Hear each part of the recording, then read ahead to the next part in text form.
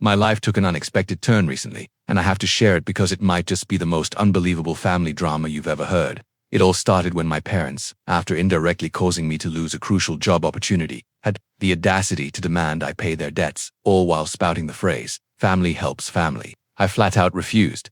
Their response was to attempt to take my son Liam away. I'm 31, and I've been a single mother to Liam since he was 2 years old. His father moved across the country for a fresh start and only sends birthday cards with $20 inside twice a year, once for Christmas and once for Liam's birthday. Sometimes he remembers, sometimes he doesn't.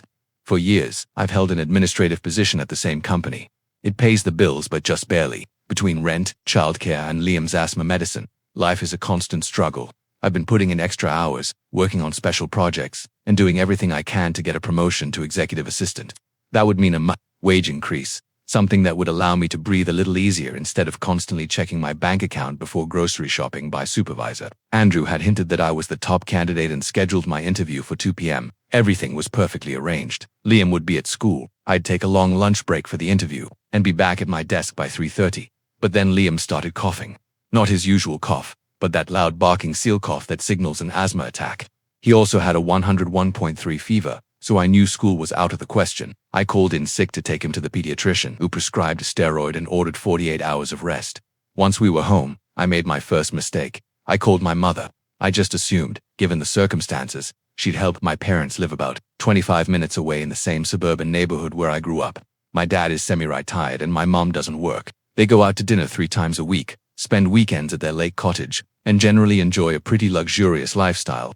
They've always been emotionally distant, but they've occasionally stepped in to help with Liam in real emergencies. When I called my mom and explained the situation, there was a long pause. Then she blurted out, "I wish I had made this," and followed it with, "Oh, honey, this weekend isn't good for us. Your father and I are going to the Williams anniversary party Saturday, and I need Friday to get my hair done and prepare. You know how these things are." I tried to explain that this promotion would offer financial security for her only grandson, and I only needed her to watch Liam for 2 hours in the afternoon, not the whole weekend. She let out that long-suffering sigh I've heard my entire life and said she couldn't adjust things last minute, and that maybe this was a sign I needed to reassess my priorities as a mother. I hung up before I said something I'd regret. I then called everyone I could think of, friends, neighbors, even parents of Liam's school classmates, but no one could help on such short notice with him being sick. I tried to call my employer to reschedule, but he was in meetings all day. I left a note with Nora in HR, explaining my situation and asking if I could reschedule. The response I got was that Andrew had a packed schedule and Juliet from HR emphasized they needed to make a quick decision. The interview had to happen now or not at all. I was devastated, but I replied that I understood and was withdrawing from consideration. Liam spent the day watching cartoons and dozing on the couch, and I tried not to cry as I thought about what this meant for us. Around 4 p.m.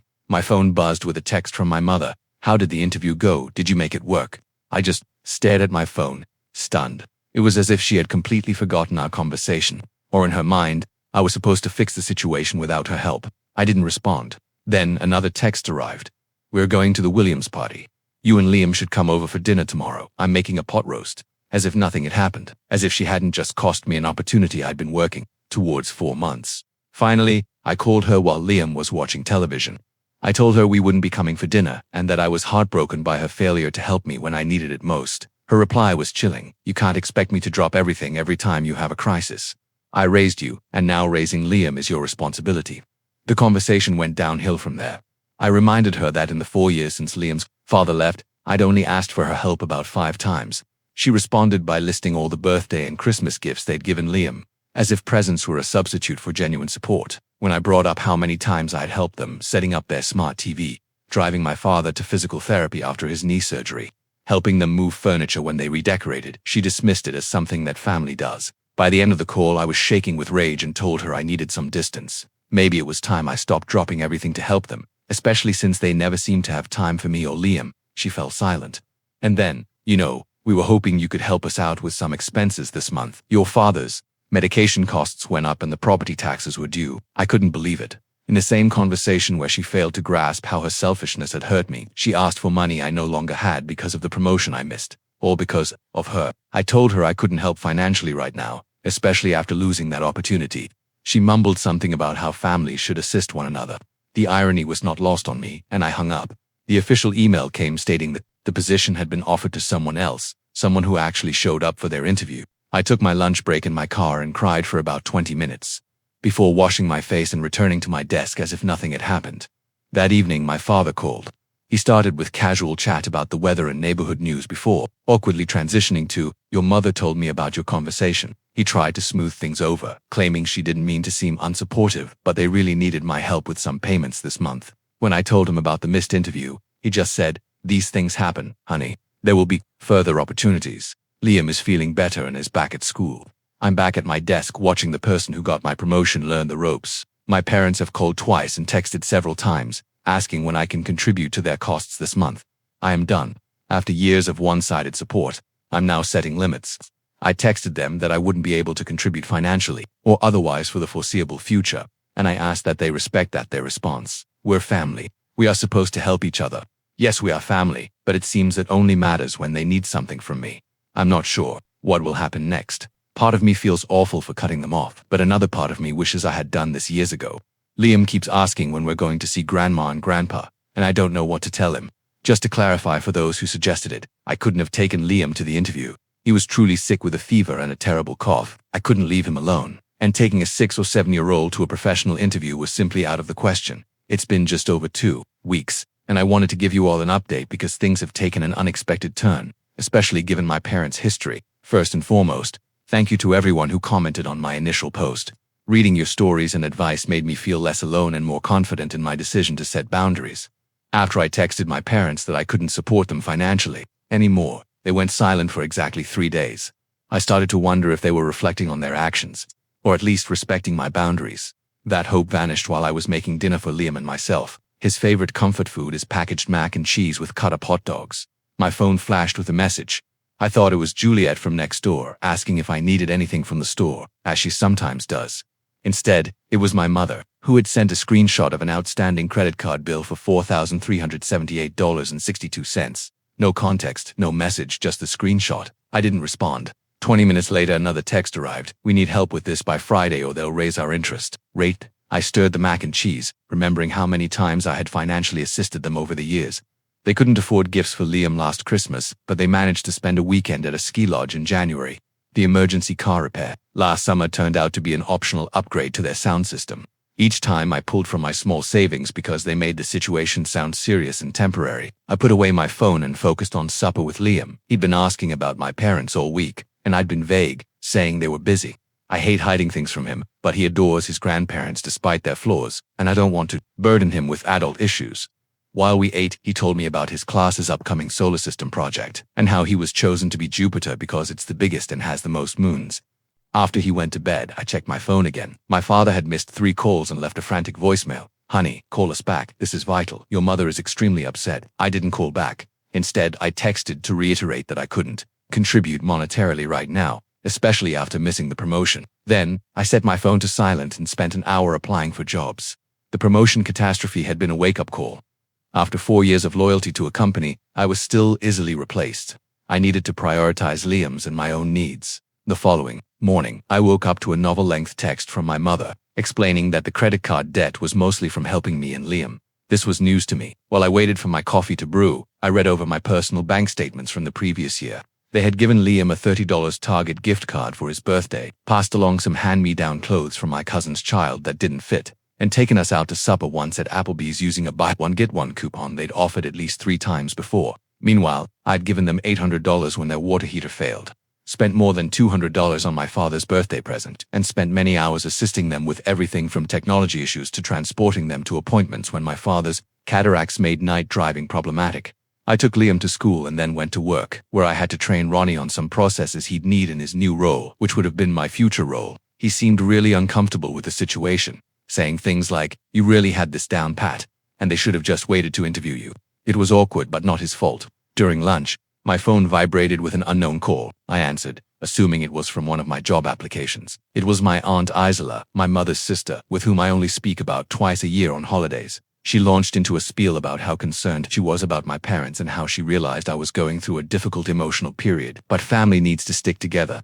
I quickly realized my parents had been calling relatives and portraying by themselves as victims abandoned by their ungrateful daughter. When I started to explain what had happened during the interview and the years of one-sided support, she interjected with, "Well, That's your perspective, but your mother claims she has always been there for you. After that call, I googled how to tell if your parents are manipulative and spent my whole lunch break reading articles that seemed to be written specifically for my family. The realization that this was not normal and that parents should not make their children feel constantly indebted hit me harder than I had anticipated. I walked to the restroom, cried for 5 minutes, then returned to my desk with what I hoped was a convincing I'm fine smile that evening. Liam and I were at the playground when my father drove up in their SUV. Liam recognized him right away and joyfully dashed over. My stomach sank. I was unprepared for this confrontation, especially with Liam present. My father hugged Liam and asked if he could talk to me for just a minute.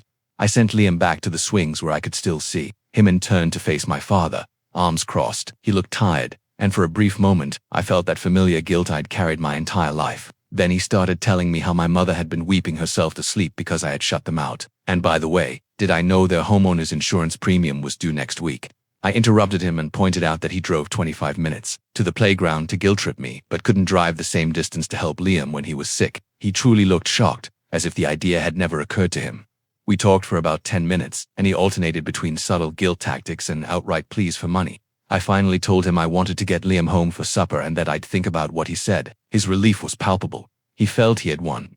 In his view, I'll think about it had always meant yes, I'll help because that's how it had always worked before. Over the weekend, my brother Damien called, which was unusual since we usually just text. He had gotten an earful from our parents just like my aunt had. Unlike her, he could see through their trickery. They pulled the same crap with me last year, he informed me. I lent them money for what they claimed was a plumbing emergency. Then saw Mum's Facebook post about their new patio furniture. The next week it was reassuring to know I wasn't alone in my experience. Ethan and I promised to keep each other updated on our parents' financial requirements moving forward. I received a message from a company I'd applied to, requesting an interview. It was for a position comparable to what I do now, but with higher income and benefits. I booked the interview with plenty of time to find childcare, this time with Juliet, who had offered to help after learning what had happened with my parents. That afternoon, my mother texted again. We are quite upset with your approach. Your father and I have always backed you, and now you're repaying us. We need to discuss this credit card bill. I didn't answer, but I did view their Facebook page. There were posts from the previous weekend showing them at a fancy restaurant with their friends. My mother was wearing what appeared to be a new dress. The caption read, "Feeling fantastic after my birthday splurge."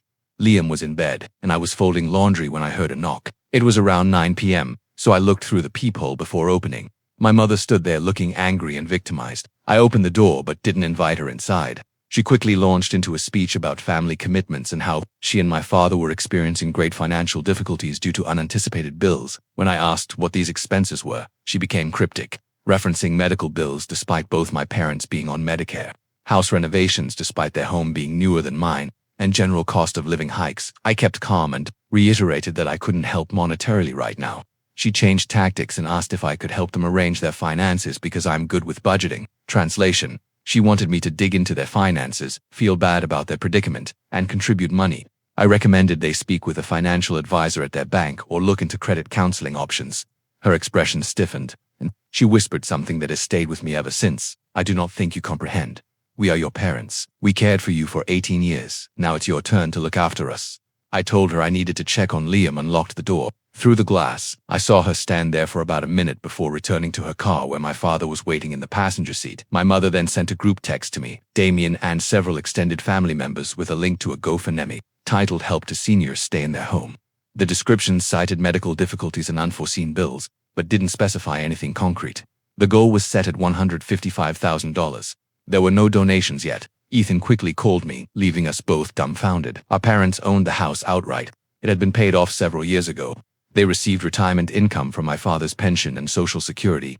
They were not in danger of being homeless. This was manipulation pushed to the next level. I didn't react to the group SMS, neither has Ethan, but my aunt has already messaged me privately wondering why. I won't step up for my parents after everything they've done for me. I'm still absorbing all of this while preparing for my job interview.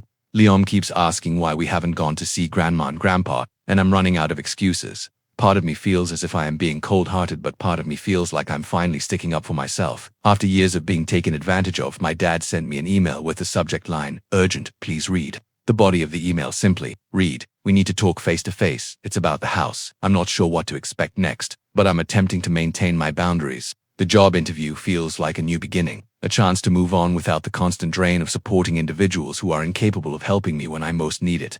To clarify some comments, I don't believe they're at risk of losing their home. And for those curious about Liam's father, he pays the minimum child support required by court order, which barely covers Liam's asthma medicine. I'm still trying to digest all that has transpired. After my father's urgent email about the house, I chose to meet with them in a public spot rather than my apartment. I suggested a Starbucks near Liam's school. I believed the public environment would keep things cordial, and I could pick up Liam from his friends overnight shortly after. I arrived early and claimed a table in the corner. My folks walked in 15 minutes late. My mom was wearing fashionable sunglasses and carrying her Coach purse, which I helped her choose for her birthday last year. Despite the cool temperature, my dad was wearing a golf shirt. They did not appear to be in financial trouble. As soon as they sat down, they began talking over each other about how their mortgage company was pressuring them for missed payments. I interjected to point out that they had repeatedly assured me over the years that their house was paid off. There was an uneasy silence. Then my mother revealed that they had taken out a home equity line of credit 3 years ago. They apparently used the money to repair their kitchen, go on an Alaskan vacation, and help out with expenses. When I asked why they hadn't mentioned it earlier, my father mumbled something about not wanting to worry me. The reality became evident as they stated that they had been making minimum payments largely to cover the interest, and the bank was now concerned about their payment history. They did not face immediate foreclosure. They were just requested to make regular payments on schedule. I felt a strange combination of relief that they weren't losing their home and annoyance with the deceit. I inquired about the GoFundMe, which had raised a total of $175 from 3 individuals. My mother waved her hand dismissively. It's just in case things get worse. I stated again that I couldn't aid them financially, especially now that I knew the truth. I suggested they speak with a financial advisor about refinancing or creating a payment plan. My father started arguing, but I stayed firm. The conversation concluded with my mother sniffling into a napkin and my father staring blankly into his untouched coffee. I left feeling exhausted but somehow lighter. I picked up Liam, who was full of stories about his sleepover, and we spent the remainder of the weekend doing homework and watching movies. I tried to focus on my approaching job, to interview rather than my parents. The interview went very well. The position was with a smaller company but offered higher compensation and greater flexibility. Carter, the manager, appeared genuinely interested in my experience.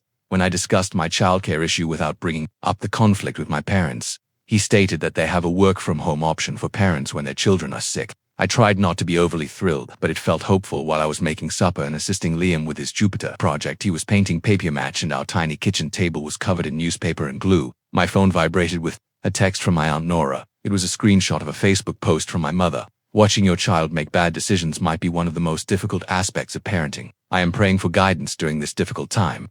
The comments were full of ambiguous, sympathetic reactions. My mother had responded cryptically about financial troubles and ungrateful children. My aunt's message below the screenshot simply said, "What's going on? Your mother is publishing worrisome information." I didn't answer promptly. Liam and I finished his world, cleaned up the kitchen, and followed his nighttime ritual. After he fell asleep, I drafted numerous responses to my aunt, but then deleted them all. How could I describe years of one-sided support and manipulation in a text? Instead, I messaged my brother, Ethan, who confirmed that he had seen the posts and had already called out our mother in the comments. His comment had vanished within an hour. Then, Carter called and offered me the job with a 3-week start date to allow for sufficient notice at my existing employer.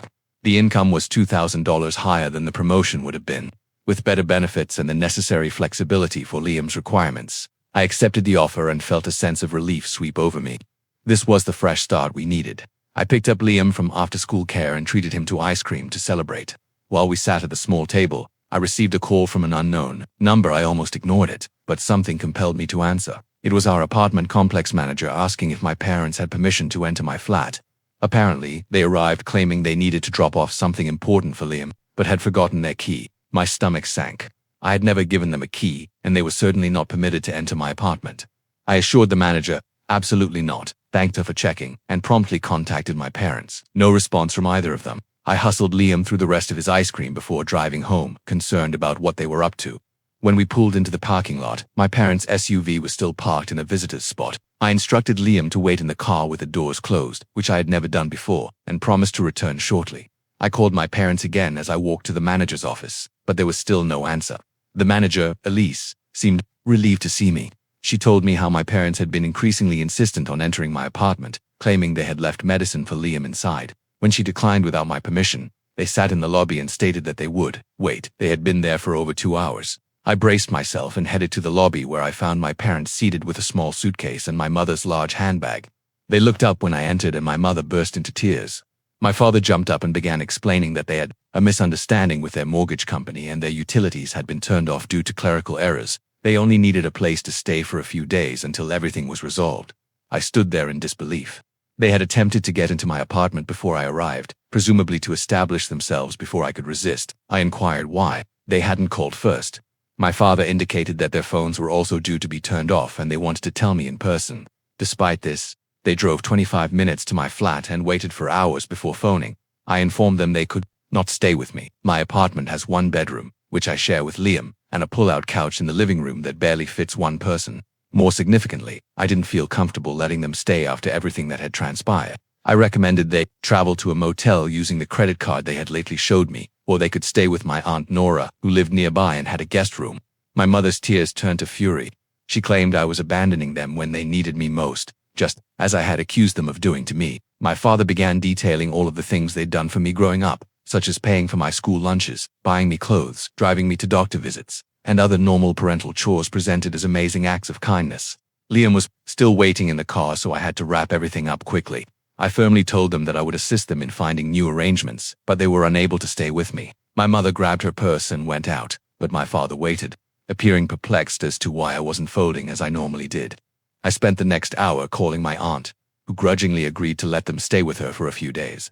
My brother, who offered to drive over and help if necessary, and finally my parents, who left a message with my aunt's address and phone number, all while attempting to keep things normal for Liam, who sensed something was wrong, but couldn't pinpoint what. The next day my father texted to say they were at my aunt's and would figure things out. I went to work, submitted my notice, and tried to focus on the positive developments ahead. When I picked up Liam from school, he inquired if Grandma and Grandpa were fine. I kept my explanation simple. They were having troubles with their house, and were staying with Aunt Nora. He appeared pleased with that. Later, as I was finishing off some papers at my desk, my phone vibrated with a notice from my building's resident portal. Someone asked to be added to my apartment's approved visitor list. My parents refused the request immediately and called the management to make it clear that they should not be granted access under any circumstances. Elise hesitated before telling me something troubling. My mother had dropped over earlier, claiming she wanted to drop off Liam's medication. When told that I had specifically denied them admission, she became agitated, arguing that as Liam's grandma, she had rights. Elise stayed strong, but cautioned me that my mother had discussed returning the next day when she knew we'd be home. I thanked her and spent the remainder of my workday distractedly playing out scenarios in my thoughts. When I returned home with Liam, I double-checked our locks and closed all of the blinds, which I rarely do. We ordered pizza for dinner, and I attempted to keep things cheery for Liam by suggesting we make a blanket fort and watch a movie inside. Someone knocked on the door at 8 p.m. just as we were halfway through How to Train Your Dragon and had popcorn scattered around our fort. I immediately recognized who it was. I told Liam to keep an eye on things while I answered, and I positioned myself so that the door didn't fully open. My parents stood there with the same small suitcase and 2 other bags. My father grinned as if nothing was wrong, saying they'd decided my place made more sense than my aunt's because I had more room. Totally untrue, and was closer to their doctors, also false. My mother looked beyond me and called out to Liam, who perked up at the sound of her voice. I moved into the hallway, partially closing the door behind me, and informed them clearly that they could not stay with me. Not now, not this weekend. Indeed, not just until things get sorted out. My mother's expression tightened, and she murmured something that chilled me. We'll see what the police have to say about a daughter turning away her elderly parents with nowhere to go. It was such an obvious threat that I nearly laughed. I calmly stated that as adults, with resources such as a working credit card, a car and family ready to accommodate them, they were neither homeless nor elderly in any way. If they contacted the police, they would either be directed to social services or returned to my aunt's house. My father, presumably recognizing that their threat had failed, shifted tactics. He mentioned that Liam's birthday was coming up next month, and wouldn't it be a shame if they couldn't go or bring gifts since they were living in their car. The manipulation was so obvious that I felt sick. I told them I needed to get back to Liam and would temporarily block their phone numbers. I advised them to return to my aunt's or use their credit card to get a hotel. Then I stepped back inside, locked the door, and returned to our blanket fort, my hands trembling slightly. Liam inquired, "Are Grandma and Grandpa coming in?" I told him they had just stopped over to say hello, but needed to head to Aunt Nora's house. He accepted this and returned to the movie, but I spent the rest of the evening on edge, leaping slightly at every disturbance in the hallway. They knocked twice more before departing. I checked the peephole every time, but did not open the door. Later, after Liam fell asleep, I received a swarm of texts from each of them, ranging from guilt-tripping, "I guess 30 years of parenting means nothing," to "angry, you'll regret this when we're gone," Two strange assertions that they were now officially homeless and it was my responsibility. I did not respond to any of them. Instead, I texted my aunt, who confirmed that they had returned to her house, protesting loudly about my harshness, but taking her guest room anyhow. The next morning I received an email from my father that included a full record of everything they had ever spent on me from birth to college, as well as an anticipated figure that he said I owed them. Basic necessities such as food, clothing, and health appointments, as well as emotional labor, were all assigned a monetary value. I am not replying to that either. Instead, I took Liam to the park, assisted him with his homework, and attempted to focus on our future with my new employment, but I'm afraid about what they will do next. They have never taken no for an answer before, and they appear determined to make this my problem.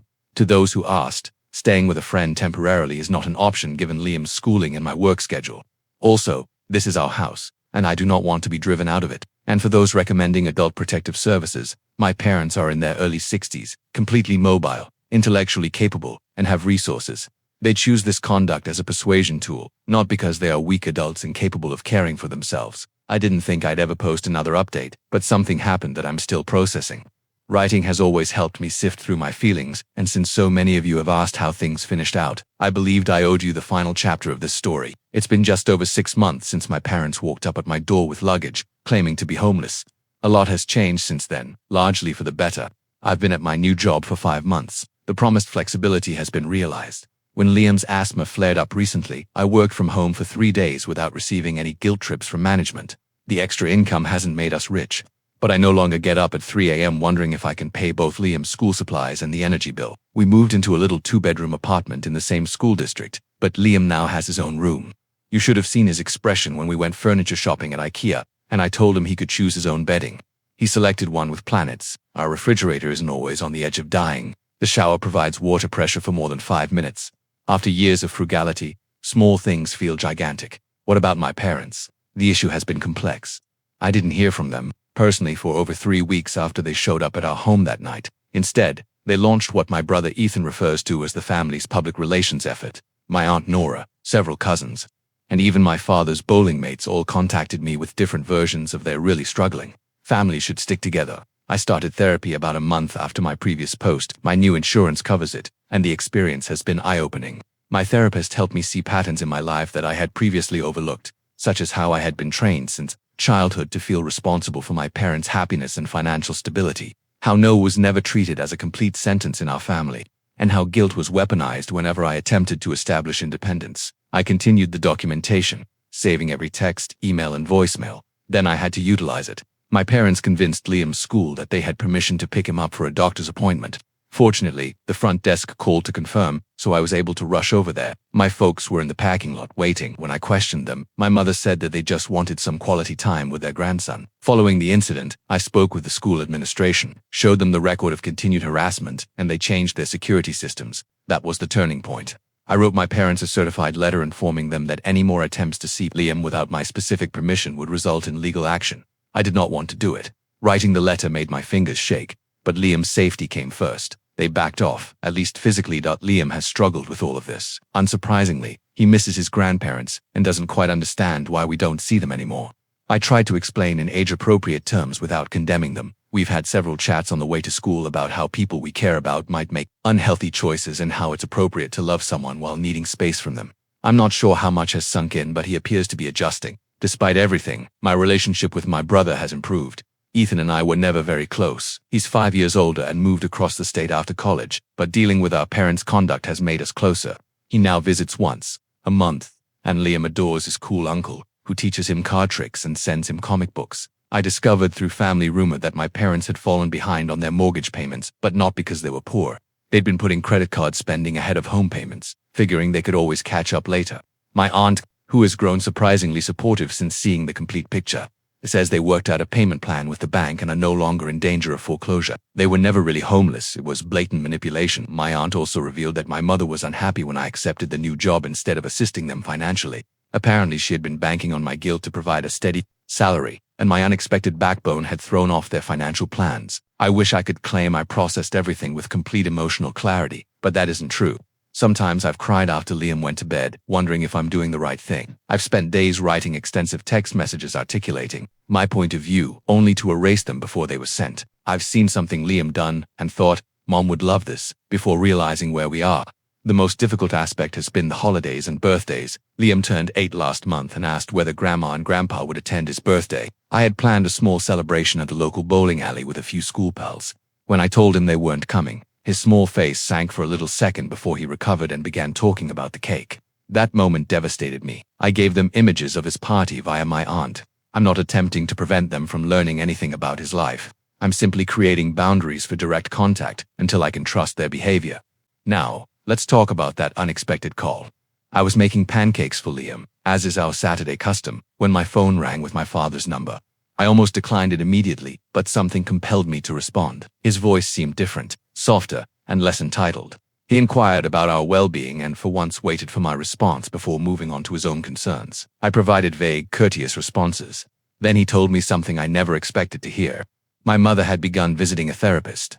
Apparently, after months of failing to get access to me and my wallet, my mother had a health crisis. Nothing serious, just high blood pressure that needed to be adjusted with medication. But it prompted her doctor to propose stress management therapy. She'd been going for around 6 weeks. According to my father, her therapist had been assisting her in recognizing some of her behavioral patterns. He stated she was beginning to comprehend why her behaviors had driven me away.